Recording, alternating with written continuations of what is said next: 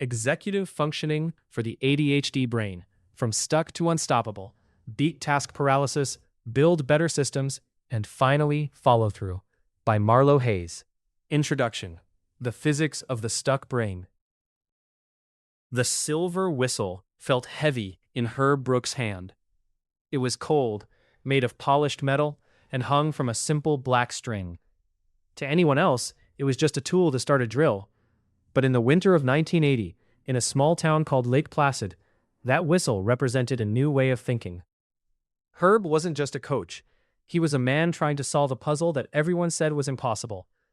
He stood on the ice, looking at a group of college kids. They were young, some were a bit messy, and none of them were considered the best in the world. Across the ocean, the Soviet Union had a team known as the Red Machine. That team didn't just play hockey, they functioned like a high-speed computer.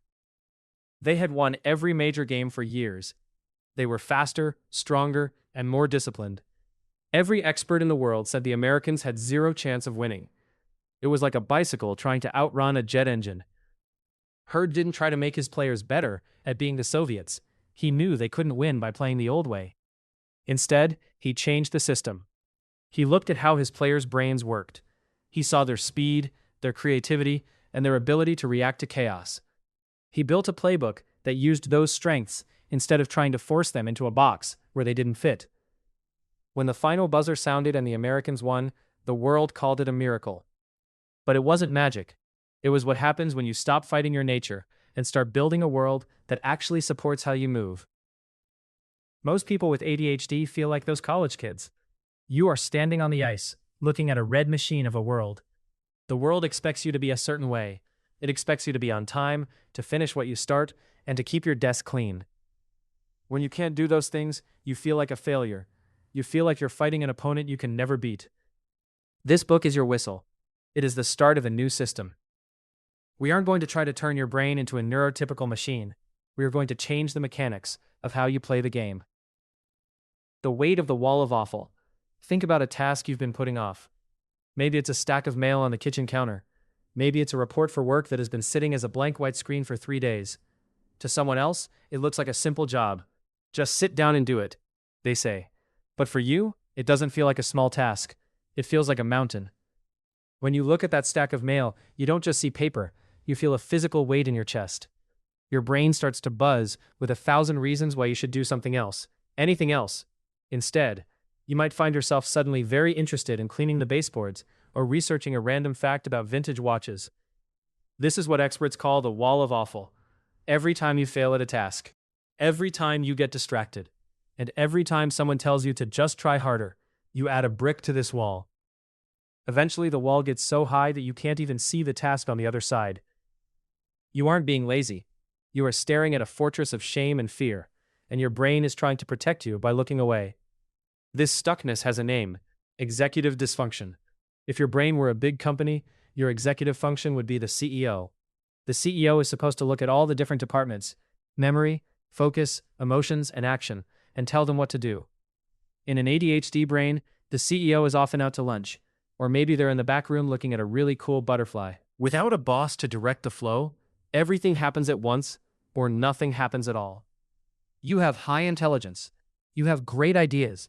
You might even have more energy than anyone you know. But without a way to direct that brilliance, you end up trapped in a cycle of heroic bursts, followed by total burnout. You work until you collapse.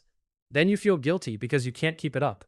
And then you wait for a crisis or a looming deadline to give you the adrenaline you need to start again. It is an exhausting way to live. This is where the CEO lives. In 1944, scientists started to realize that this area is responsible for things like planning, working memory, and controlling impulses. In an ADHD brain, this area has a harder time getting the chemicals it needs, specifically dopamine, to stay active. When you understand that your struggle is a chemical one, not a character one, everything changes. We aren't going to ask you to change your personality. We're going to change your environment. We're going to look at history's greatest minds who faced these exact same problems and see how they built external brains to keep themselves on track. Meet Alex. To see how this works in the real world, let's look at a man named Alex Mercer. It is 11:45 p.m. in Seattle, Washington. Outside, the rain is tapping against the window of Alex's home office, which overlooks the dark waters of Puget Sound. Inside, the room is a mess of half-finished projects. There are doomed piles of mail on the corner of his desk, a stack of books he meant to read 3 months ago, and a coffee mug with a ring of dried brown liquid at the bottom. Alex is 34 years old. He is a senior project manager at a company called Apex Solar. He is brilliant. He can look at a complex energy problem and see a solution that no one else can. But right now, he is staring at a blank screen. He needs to write a quarterly energy report. It was due 2 days ago. Alex has 14 tabs open on his browser. One is a half-written email. One is an article about vintage watch repair. 3 are different spreadsheets. He feels like he is vibrating with anxiety. Every time he tries to type the first sentence, his brain feels like it's sliding off a piece of glass. In the next room, he can hear the quiet sounds of his wife, Sarah, putting their 3-year-old son, Leo, to bed. He feels a sharp pang of guilt. He promised Sarah he would be done by 6 p.m. so they could have dinner together. He promised he would help with bath time. Instead, he spent the evening getting ready to work, but never actually working. Alex is on the verge of a performance improvement plan, PIP, at his job. Not because he isn't smart, but because he bottlenecks projects. He does 90% of the work with incredible speed, but he can't seem to finish that last 10%. He forgets to send the final files. He misses the small details. He leans back and rubs his eyes. He tells himself, I just need to try harder. Tomorrow, I'll be more disciplined. I'll wake up at 5 a.m. and just blast through this. But deep down, he doesn't believe himself. He has said that 1,000 times before.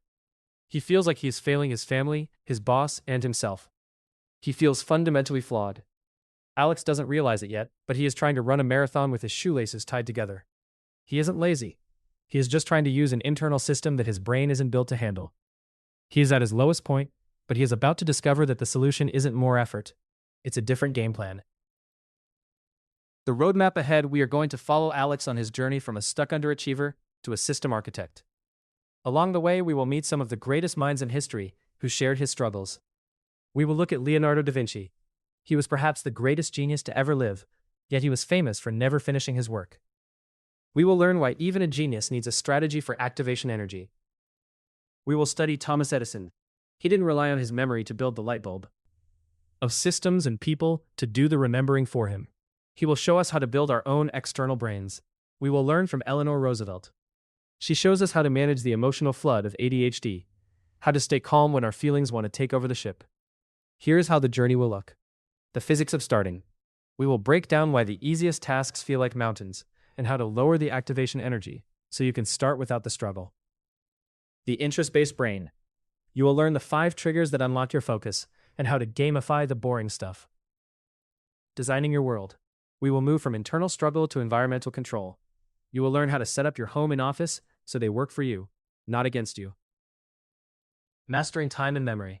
We will tackle time blindness and brain fog using tools that act like auxiliary RAM for your mind. Silencing the inner critic. We will dismantle the lazy label and replace it with a sense of pride in how your brain actually works. By the end of this book, you won't just have a few hacks. You will have a completely new way of living. You will see that your ADHD brain, when given the right systems, isn't a deficit. It is a Renaissance soul, capable of seeing the world in ways others can't. You've been fighting your own brain for long enough. It's time to stop trying to be a red machine and start being the architect of your own unstoppable life. Chapter 1. Why does the easiest task feel like a mountain? In 1481, the city of Florence was the beating heart of the world. It was a place of gold, silk, and the most beautiful art ever made. The Medici family held the power, and the streets were filled with people who believed that humans could do anything. In a small, dusty studio, a 30-year-old man named Leonardo da Vinci sat surrounded by sketches. He was handsome, strong, and widely known as a genius. He had just been given the biggest job of his life. The monks of San Donato had asked him to paint a massive scene called the Adoration of the Magi. It was a chance for him to prove he was the best artist in Italy. Leonardo didn't just start painting. Instead, he started thinking. He drew horses from every angle. He sketched the way light hit a sleeve. He studied how people looked when they were surprised or sad. His notebooks filled up with hundreds of tiny, perfect details. But months passed, and the giant wooden panel meant for the painting stayed mostly brown and empty. The monks grew worried. They had given him money and time, but they didn't see a finished picture. Leonardo was trapped in his own mind. He had all the talent in the world, but he couldn't find the spark to move from planning to doing. Eventually, he simply left Florence. He ran away to a different city, leaving the monks with a messy, unfinished board. Even today, that painting sits in a museum, incomplete, a ghost of what it could have been. The myth of the lazy mind. We often look at someone like Leonardo and assume he was just a flake. We see his unfinished work and think he didn't care. In our own lives, we do the same thing. When you spend 3 hours on your phone instead of doing your taxes, you tell yourself you are lazy. When you can't bring yourself to wash the dishes, you think you lack discipline. This is a myth. People believe that doing things is a choice made by the will. They think that if you want something enough, you will just do it. The truth is much more like physics than morals. In science, there is a concept called activation energy. Imagine a heavy boulder sitting at the top of a hill. To get it moving, you need a big push. Once it starts rolling, it's easy to keep it going. But that first push is the hardest part. For a person with a typical brain, the push needed to start a task is small. Their brain sees a pile of mail and sends a quick signal, pick it up. For the ADHD brain, that push feels like trying to move a mountain with a toothpick. It isn't that you don't want to do the task. It's that the chemical engine in your brain is struggling to turn over. You are sitting on the couch, staring at the mess, and your brain is screaming at you to get up. But your body feels like it is made of lead. You aren't lazy. You are stuck in a gap between the thought and the action. This gap is where most of the shame in ADHD lives. The Saturday morning trap. Alex Mercer sat at his kitchen table in Seattle. It was 10 a.m. on a Saturday. The sun was shining through the window, hitting a small puddle of water under the sink.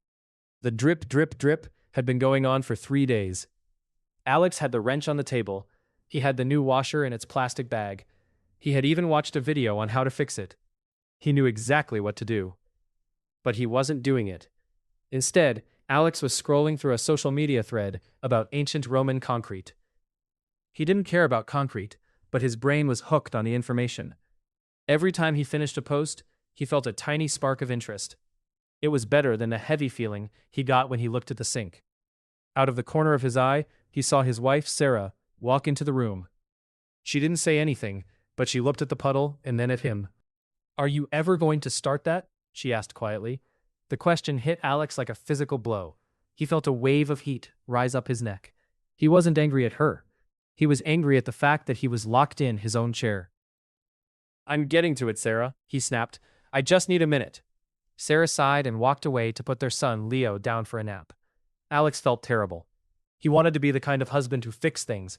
He wanted to be the dad who played in the yard, instead of sitting in the kitchen, staring at a screen. But the more he thought about the sink, the more it felt like a giant, impossible mountain. The wrench felt like it weighed 100 pounds. He went back to his phone, but the joy was gone. Now, he was just scrolling to hide from the guilt. The physics of the heavy start. To understand why Alex is stuck, we have to look at how the brain pays for a task. Think of every task like a toll road. To get onto the road, you have to pay a fee. In the brain, that fee is paid in a chemical called dopamine. This chemical is what allows the brain to activate. It is the fuel for the engine. If a task is fun, like playing a video game or researching a hobby, the toll is free. Your brain gives you plenty of dopamine because it likes the activity. But if a task is boring, like fixing a sink or writing a report, the toll is very expensive. The ADHD brain is dopamine starved. It doesn't have enough of the chemical to pay the high price of a boring task. This is why we wait for a crisis.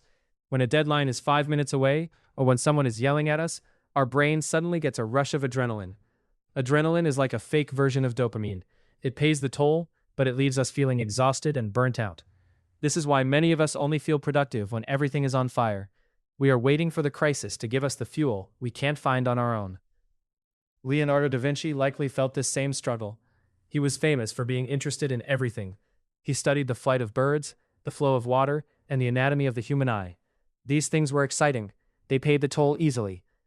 But painting a massive traditional altarpiece, that required thousands of hours of slow, repetitive work. It was a high-toll task. Without a system to manage his activation energy, he simply drifted toward the next exciting thing. The waiter in the Berlin cafe. In the 1920s, a group of scientists sat in a busy cafe in Berlin. They noticed something strange about the waiter. He could remember complex orders for 15 people without writing anything down. He knew who wanted the steak, who wanted the soup, and who wanted their coffee black.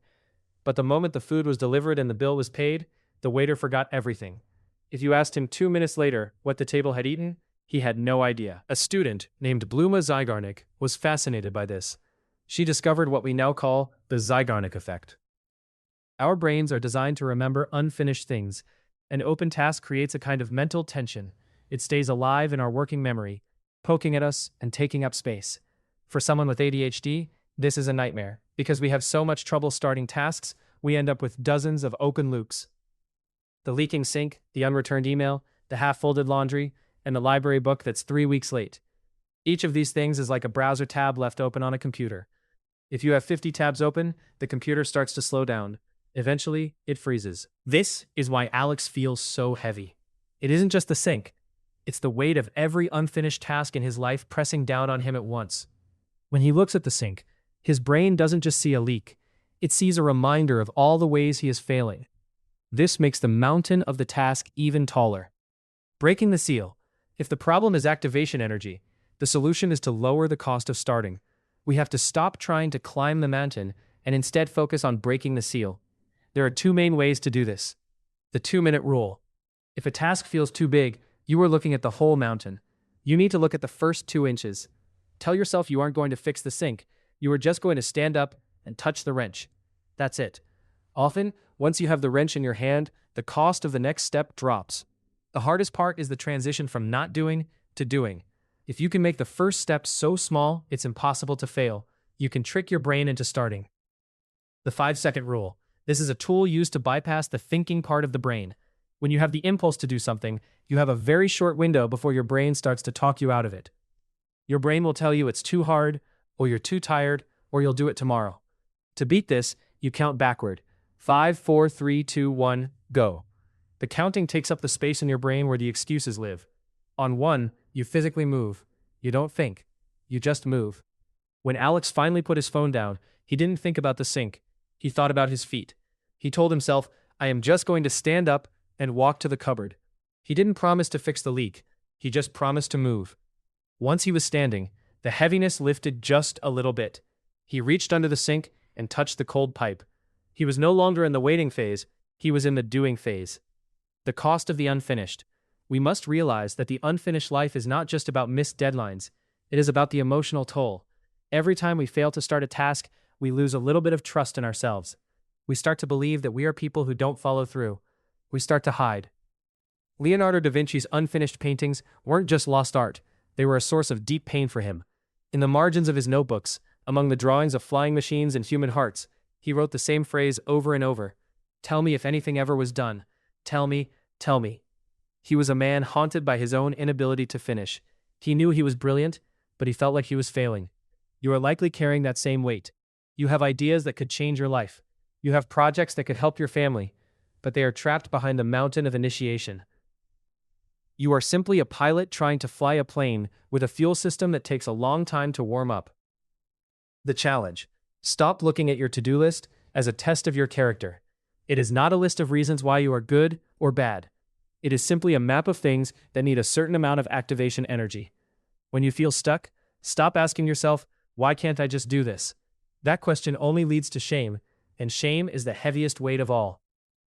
Instead, ask yourself, how small does the first step need to be for me to start right now?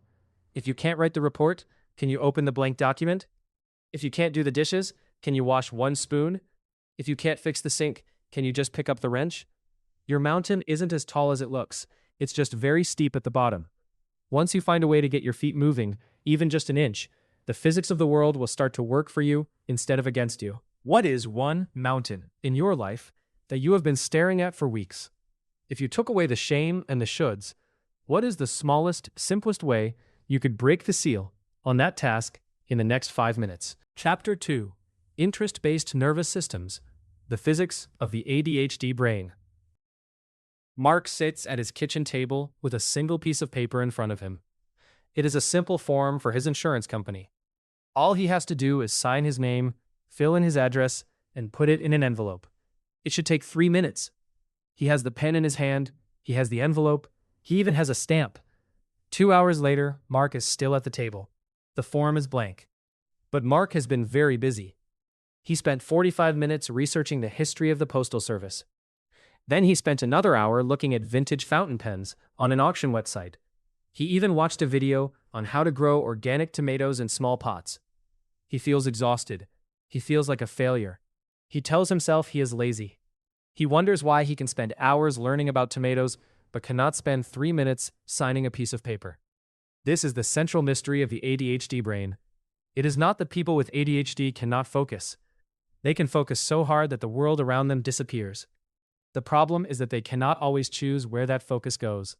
To a person looking from the outside, it looks like a lack of willpower. But if we look at the physics of the brain, we see a completely different story. Mark's brain is not broken. It just speaks a different language than the world expects. The Wizard of Menlo Park. In the late 1870s, a man named Thomas Edison was trying to do something everyone said was impossible. He wanted to make a light bulb that would last. At the time, light came from candles, oil lamps, or gas lights. They were smoky, smelly, and dangerous. People had tried to make electric lights before, but the little wire inside the bulb, the filament, would always burn out in a few minutes. Edison did not approach this problem like a normal scientist. A normal scientist might have made a list of the 5 most likely materials and tested them carefully one by one. If those 5 failed, they might have stopped and written a paper about why it was so difficult. Edison did not work that way. He was obsessed. He turned his laboratory in Menlo Park, New Jersey, into a playground for his curiosity. He didn't just test 5 materials, he tested thousands. He sent people all over the world to find exotic plants. He tested cork, silk, and paper. He even tested a hair from one of his assistants' beards. His friends and investors were worried. They saw his failures as a sign that he was wasting time. They saw him jumping from one material to another and thought he lacked discipline. But Edison didn't feel like he was failing. He was in a state of high-speed play. His brain was fed by the puzzle of the light bulb. Every time a material burned out, it wasn't a setback. It was a new piece of information that made the game more interesting. In 1879, he finally found it. A piece of carbonized cotton thread. It stayed lit for 13.5 hours. Soon, he improved it to last for 40 hours. Edison didn't succeed because he was the most disciplined person in the room. He succeeded because he had an interest-based nervous system. Most people have an importance-based nervous system. When a boss or a teacher says a task is important, their brain releases the chemicals needed to get to work. They can do a boring task simply because it needs to be done. But for people like Edison and Mark at his kitchen table, the word important doesn't mean much to the brain's chemistry. Their brains only turn on when they are interested, challenged, or under pressure. Edison was lucky. He built a whole world around his interests. He had assistants to handle the boring parts and a lab where he could chase every new idea. He didn't fight his brain. He gave it what it needed to run. To understand why Mark can't sign his paper, but can learn about tomatoes, we have to look at a chemical called dopamine. Think of dopamine as the fuel for your brain's start button. In a neurotypical brain, the fuel is always there. When they see a task they should do, the brain releases a little bit of dopamine, which gives them the energy to begin. In an ADHD brain, the fuel stations are a bit further apart. Scientists like Dr. Nora Volkow have used special brain scans to look at how dopamine works in people with ADHD. They found that these brains often have fewer receptors to catch the dopamine. It is like trying to catch rain in a cup, but your cup has holes in the bottom. This creates what we call the dopamine toll. Every task has a price. For a person without ADHD, a boring task like filing taxes might cost $5 in brain fuel. They have $10 in their pocket, so they pay the price and do the work. For a person with ADHD, that same boring task costs $50. But because their dopamine levels are lower, they only have $3 in their pocket. They literally cannot afford to start the task. No matter how much they yell at themselves or how much they know the task is important, the brain says insufficient funds. However, when something is interesting, the price of the task drops. If Mark starts researching fountain pens, his brain gets a massive rush of dopamine. Suddenly the task is free. He has plenty of fuel so he can keep going for hours. This is why people with ADHD often feel like they have superpowers when they love a project, but feel paralyzed when they have to do the dishes. The icing up framework. Since the ADHD brain doesn't respond to importance, we need a different way to pay the dopamine toll. Dr. William Dodson, a leading expert in the field, found that there are 5 specific triggers that act like keys to unlock the ADHD brain. We can remember them with the acronym ICNUP. Interest, competition, novelty, urgency, passion. If a task has one or more of these things, the brain will suddenly find the funds to start. Alex Mercer, a project manager in Seattle, sat in a coffee shop on a Tuesday morning. He had a massive report due for his firm, Apex Solar. The report was dry, full of spreadsheets, and very, very important. His job was on the line. But Alex wasn't working on the report. He was deep into a website about the internal gears of 1950s Swiss watches. He felt the familiar heavy weight of shame. Why am I like this, he thought. I'm a 34-year-old man with a son and a mortgage. Why am I looking at watches when I should be saving my career? Alex had spent his whole life trying to use importance as his primary motivator. He would tell himself, if you don't finish this, Sarah will be disappointed. If you don't finish this, you'll lose your bonus. But those thoughts just made him more anxious.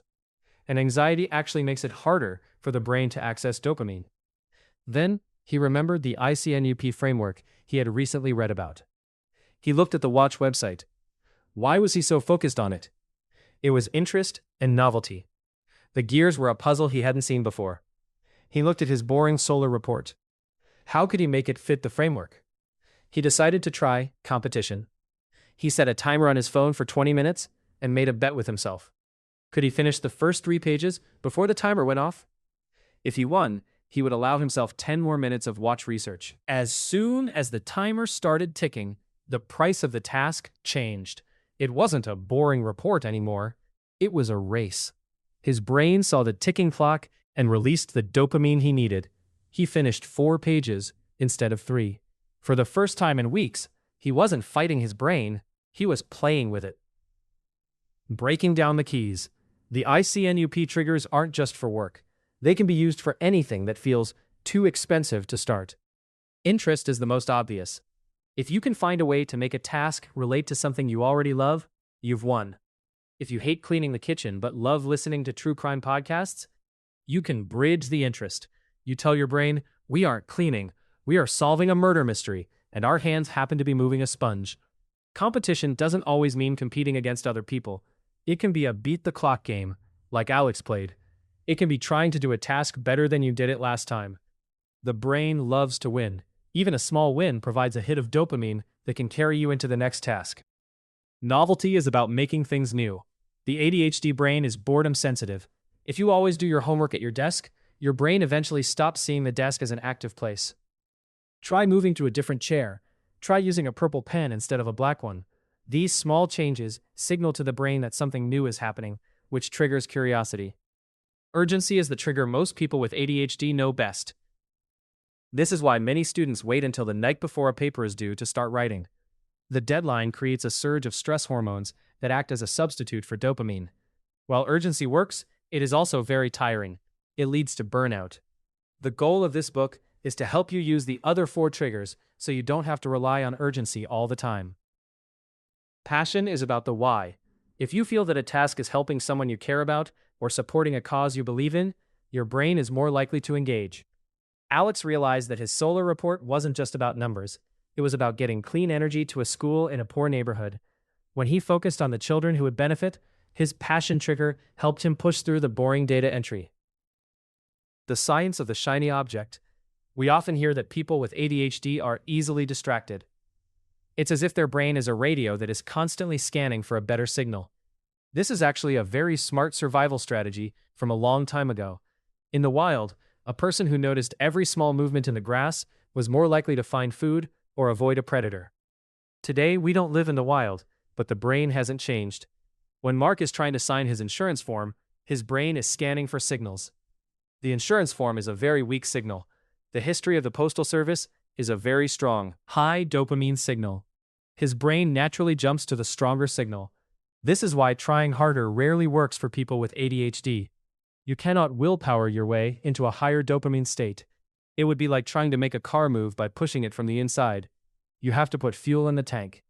Thomas Edison understood this instinctively. He didn't just work on one thing at a time. He had dozens of projects going at once. When he got bored with the light bulb, he would work on the phonograph. When the phonograph got